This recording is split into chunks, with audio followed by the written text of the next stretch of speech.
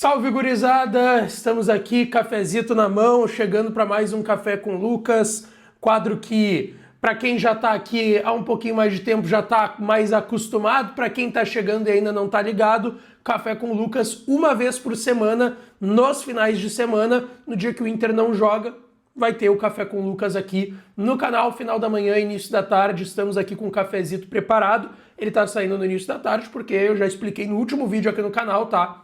Assistam o último vídeo que tem muita informação importante, tá? Edenilson botando o Inter na justiça, adesão do Ener Valencia, 5 reforços que o Roger chamou no Rio de Janeiro pro jogo de amanhã contra o Botafogo, tem muita coisa. Mas eu expliquei, cara, eu cheguei de madrugada de Medellín na Colômbia, uma viagem cansativa, mais de 7 horas e meia no avião só do Panamá para Porto Alegre. Então, por conta disso, eu dormi mais. Aproveitei para dormir, enfim, mas vou gravar aqui as perguntas de vocês, Café com Lucas, que a gente toma um café e responde a pergunta dos inscritos aqui do canal, tá certo? Já deixa o teu like, te inscreve, ativa o sininho das notificações para tu não perder nada. E claro que esse conteúdo tem sempre o apoio de KTO, kto.bet.br, vai lá para brincar, para se divertir, o site é proibido para menores de 18 anos, jogue com responsabilidade, faça o teu registro pelo link que está na descrição ou no primeiro comentário fixado desse vídeo. Primeiro golinho de café aqui com vocês para começar a responder as perguntas que a gente recebeu por aqui, tá? Começando pelo FUT Esporte Clube Internacional, né, SCI 1909. O que você acha da arbitragem brasileira contra o Inter? Você vê uma ajuda a certos times adversários? Cara, o que eu sempre digo aqui, tá? A arbitragem erra para todo mundo. De fato, para todo mundo. Aquela frase, a banca paga e recebe, acontece. Só que eu acredito que a banca paga e recebe em medidas diferentes para alguns clubes.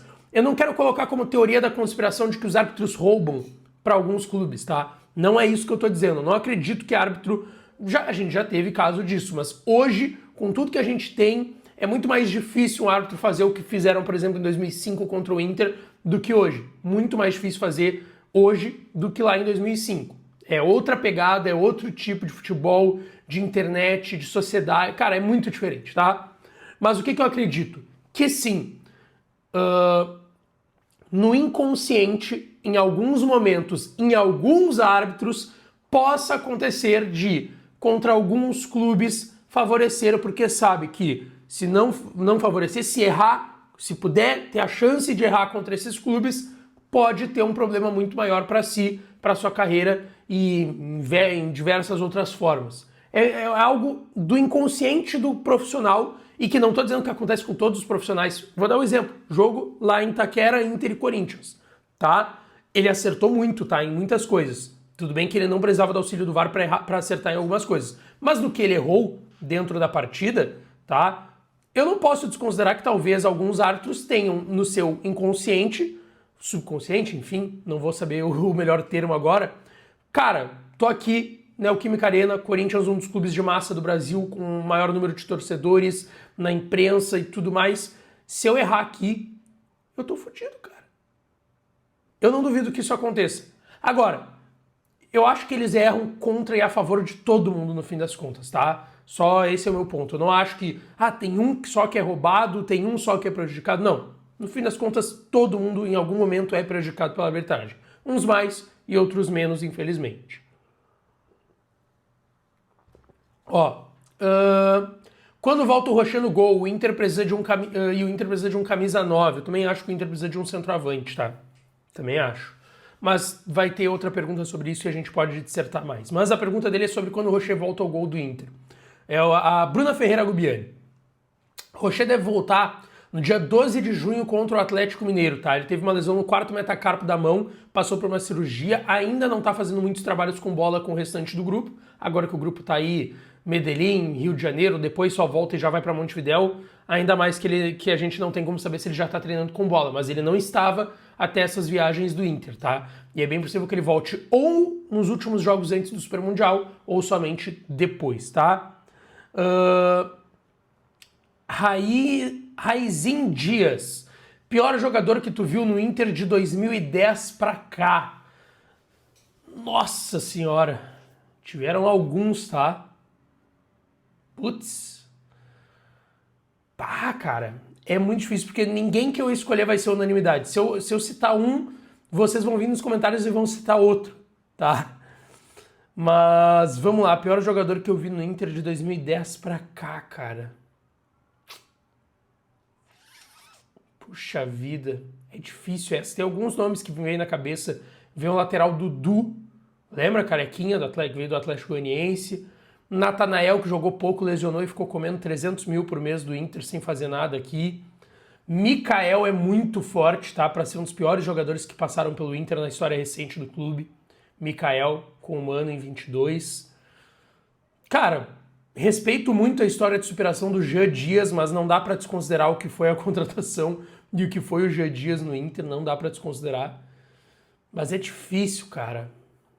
Porque daí pega muito ali aquele time que caiu em 16, o time da Série B em 17, o chileno de Canoas, PC Magalhães, nossa senhora, horroroso.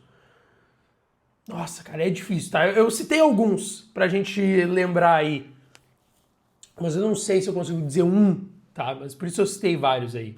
Um abraço pro Rezinho. Boa pergunta. Deixem o de vocês, o pior que vocês viram aí de 2010 pra cá nos comentários. O Guilherme Santos acha que o Inter fará um grande movimento no mercado no meio do ano, trazendo um grande nome, Di Maria, por exemplo. Cara, o Di Maria é um cara que volta e meia é citado porque o presidente já falou que o Inter olhava para ele há 1 ano e meio, 2 atrás.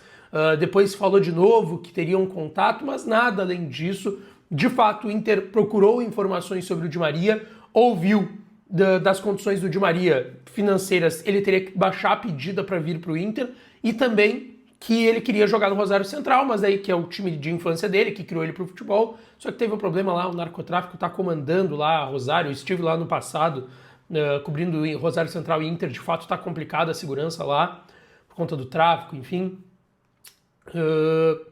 E desde então mais nada, tá? Então assim, o Di Maria é um nome que eu descarto. Mas uma grande contratação, um grande nome para o meio do ano, eu também não acredito, tá? Eu acho que o Inter no meio do ano fará contratações pontuais para algumas posições que visa ter necessidade. Lateral, por exemplo, lateral direito no caso, né? Só tem o Aguirre e o Natan está sendo relacionado e deve deixar o Inter no meio do ano. Quem sabe mais um zagueiro, se tiver uma saída de Vitão ou Vitor Gabriel, o Rogel vai sair, é claro. Um segundo volante, motorzinho, o Thiago Maia tá voltando a jogar e não tá rendendo, nem ele nem o Bruno Henrique. Um centroavante, que é algo que eu acho que o Inter precisa. Acho que seria mais ou menos nessa linha, tá, Guilherme Santos? Grande nome, eu acho que não, tá? Grande nome, eu acho que não. Deixa eu ver aqui, qual que é o próximo? Gustavo Pitol. Bom dia, Lucas. Você acha que que dava para ter dado mais uns 6 meses pro Alário, pois o problema dele era mais físico e um treinamento com uma pré-temporada poderia melhorar, e ele era tipo de centroavante finalizador, coisa que a torcida queria muito. Cara, eu vou ser sincero, tá? Eu sempre falei aqui, quando chegaram Alário e Borré, que eu tinha mais expectativa com o Alário do que com o Borré. O Borré eu sabia o que o que ele poderia entregar pro Inter. O Alário eu tinha muita curiosidade, porque o Alário foi, e isso não é nenhuma loucura, tá, gente? O Alário foi melhor do que o Borré na sua carreira. O Alário no River Plate foi mais goleador do que o Borré no River. E o Alário na Europa, dá para dizer sim que ele deu mais certo do que o Borré. Porque o Borré tem um momento no Frankfurt campeão, em que o Alário estava no banco, tá? Ele foi um momento que ele faz um gol lá contra o Barcelona e tal. Depois ele vai pro Werder Bremen e some na Europa. O Alário sempre esteve ali no Leverkusen por um tempo, enfim, jogando. Dá para dizer sim que o fenômeno Alário na Europa deu mais certo do que o Borré. O Borré foi um fenômeno de um gol, que foi importante ali para a conquista, beleza, mas ele nem foi titular em grande parte daquele ano também na Europa. Então assim, e eu sempre achei, tá, vou ser sincero, eu sempre achei o Alário mais jogador do que o Borré. Eu gosto muito do Borré, não é esse o ponto. Mas eu sempre gostei do Alário mais do que do Borré, só que daí ele teve a lesão, enfim, teve muitos problemas. Eu não acho que os problemas do Alário aqui no Inter foram só físicos, tá? Ele teve também problemas físicos. Mas eu já ouvi que, cara, não aconteceu. Tecnicamente não aconteceu o que o Inter esperava com o Alário. Esse é o diagnóstico que o Inter teve com ele, que agora tá lá no Estudiantes de La Plata. Acho que até tá sendo titular por lá. Mas foi isso, tá? Não é só que foi questão física que fez com que ele não desse certo. Teve também uma questão ali técnica que não deu certo, não encaixou. E, gente, Isso é o que eu mais bato na tecla. Isso acontece, gente. Jogador não dar certo, acontece. Por exemplo, o Ener Valencia. Eu já cravei aqui, pra mim, infelizmente, o Ener Valencia não deu certo no Inter. Dá pra dizer que o Ener Valencia não foi uma boa contratação? Óbvio que não. Foi uma puta contratação que o Inter fez em 2023 do Valencia. Todo mundo queria. Todo mundo ficou com inveja do Inter, que contratou um centroavante de 3 Copas do Mundo, que tinha sido goleador na Europa na última temporada, jogando Europa League, chegando à quarta semifinal com o Fenerbahçe. Baita centroavante, baita contratação que o Inter fez. Agora, chegou aqui, deu certo por um período ali da Libertadores de 23, depois não deu certo. Acontece. E nesse ano fez um golaço no Grenal na final do Gauchão, deu sua resposta ali, mas não deu certo para aquilo que se esperava. E tá tudo certo. Tá tudo certo, isso acontece, gente. Infelizmente, mas acontece. Acontece. Mandaram aqui, ó, Victor Webler e o Fute SCI também perguntaram do Miller e do Irala. E o Victor Webler fez uma outra pergunta que eu vou responder depois. Espera aí. Miller, nenhuma chance. Foi só uma consulta, nada além disso. Gente, acontece. No mundo do futebol, o que mais tem é tu procurar um jogador para perguntar, e tem muito jogador que a gente nem sabe que isso acontece. Na questão do Miller, a gente acabou sabendo. Miller, sem chance. Irala, eu não descarto o Inter tentar fazer uma oferta pelo Irala no meio do ano de novo, tá? Ele tá jogando lá no São Lourenço, tá sendo titular, tá com bons números até, a torcida tava pegando no pé dele antes dele vir pro Inter, dizendo até pra ele vir de uma vez, enfim, mas agora ele tá sendo titular lá e indo bem, tá? Então eu não sei o que vai acontecer em relação a ele, eu sei que ele e o empresário queriam muito que ele viesse, o empresário deu uma dificultada por grana, comissão também, o Inter queria muito, eu não descarto o Irala no meio do ano. E o Victor Webler ainda mandou, tu acha que o Grêmio cai? Cara, eu já achei menos, tá? Já achei menos que o Grêmio cairia, agora eu já tô achando que talvez tenha briga. O time do Grêmio não é pra cair, né, gente? Vocês aí, eu sei que a maioria que me assiste, me consome é colorado, e acredito que vocês sequem o Grêmio, eu assisto também por obrigação, eu tenho que assistir os jogos do Inter, do Grêmio, pra comentar depois, pra apresentar o debate da Sete, pra fazer eventualmente o debate raiz. O time do Grêmio não é pra cair. O time do Grêmio não é ruim a esse ponto de cair. Agora, é um time que tem muitas lacunas, é um time que claramente tentou derrubar o Quinteiros ali, deu pra ver aquele jogo contra o Mirassol, surreal que o Grêmio fez naquele jogo, de falta de vontade, de competitividade. Quando o Mano chegou, achei que daria uma melhorada. Eu não sou o maior fã do Mano Menezes, mas sei que o Mano é um cara que ajeita a casa sempre. Ele fez isso aqui no Inter em 2022.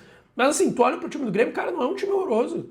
O Kiki Oliveira é bom jogador, o Bright White é bom jogador, o Cuejar é bom jogador, o Vila Sante é bom jogador, o lateral, o João Pedro é bom jogador, o Marlon na esquerda é bom jogador, o Kahneman, que tá voltando, é bom jogador. O Grêmio tem bons jogadores.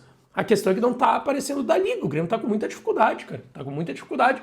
Por isso que eu não duvido que o Grêmio de novo brigue pra não cair. Não duvido mais. Antes eu duvidava, agora eu não duvido tanto, tá? Acho que teremos emoções lá do outro lado até o final do ano. O Guilherme Xavier. Salve, Lucas. Uma pergunta. Veio mais notícias sobre Correia, o Tuco Correia, Alejandro ou outro?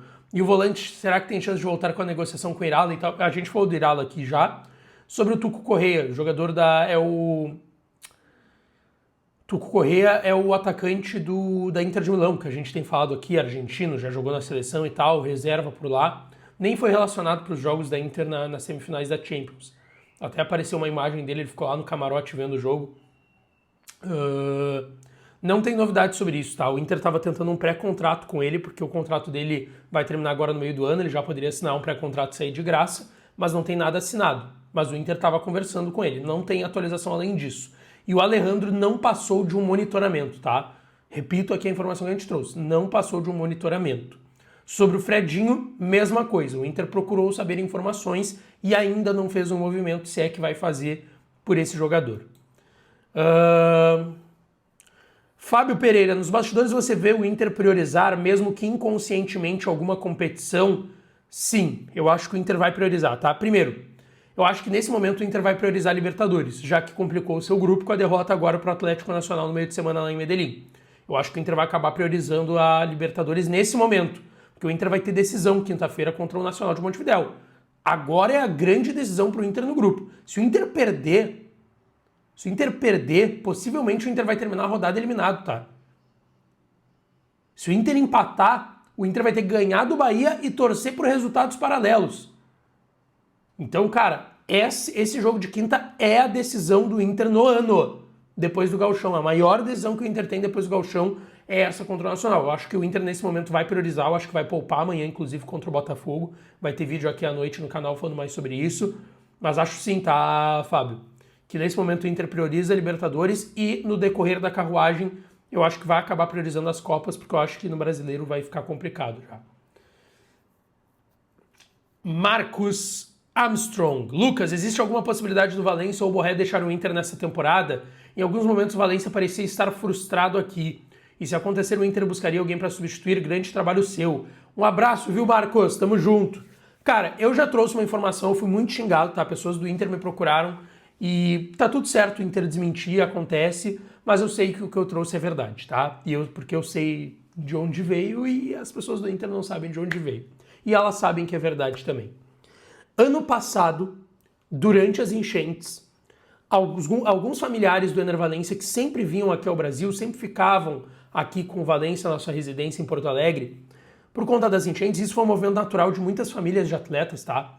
Eles deixarem o Rio Grande do Sul e voltarem para suas cidades natais. A maioria não é daqui do Rio Grande do Sul, né? Então, voltarem para suas cidades, para São Paulo, Rio de Janeiro, exterior, enfim, aconteceu muito isso. Muito isso. E com o Ener Valencia não foi diferente. Isso deu uma balada nele no ano passado, por exemplo. Foi o momento que eu ouvi ali que parecia mais próximo de acontecer isso dele sair, tá? Mas depois parece que ele se recupera a confiança ali no gauchão, volta tudo ao normal, enfim, e daí eu não tenho até mais detalhes se esses familiares chegaram a voltar ao Brasil para ficarem com ele, com a esposa e com os filhos aqui em Porto Alegre, mas que isso deu uma balada nele no ano passado, tá? E eu também acho que tem um pouco de jeito, de característica de jogador. Por exemplo, eu não acho que ele fez na maldade de ter saído caminhando cabisbaixo contra o Maracanã do Beira-Rio, quando estava 0-0. Não acho que foi de propósito, muita gente achou que era um deboche com o torcedor, eu não acho isso. É o jeito do cara. Agora, falta um pouco de noção. Tá 0-0 contra um time da 4ª divisão, tu tá jogando em casa, pressionado, não tá conseguindo fazer um gol. Como é que tu sai caminhando cabisbaixo do campo? Vamos, irmão, te liga, corre, vamos. Tem que sair, tu tá saindo do campo, o outro tem que entrar, tem que fazer o gol. Eu acho que falta isso, sabe? Ele tem contrato até meio do ano que vem, cara. Eu não sei se ele vai ficar até meio do ano que vem, tá? Não sei mesmo. Não sei. Eu já ouvi de dirigente importante do Inter que o Inter já recebeu procuras inúmeras vezes pelo Ener Valencia e até de clube brasileiro. Eu não duvido. Eu não tenho convicção de que ele fica até meio do ano que vem quando termina o contrato, tá? Não tenho essa convicção. Rapaziada, respondendo algumas perguntas aí de vocês, tomando meu cafezinho, não esquece, tá? Deixa o teu like, te inscreve no canal, ativa o sininho das notificações, que eu vou voltar à noite com mais vídeo aqui. Sempre 2 vídeos por dia aqui no canal. Café com Lucas, conteúdo que eu respondo vocês inscritos todo final de semana. Se o Inter joga domingo, o Café com Lucas sai no sábado. Se o Inter joga no sábado, o Café com Lucas sai no domingo. Tá certo, rapaziada? Beijão. A gente volta à noite com mais conteúdo.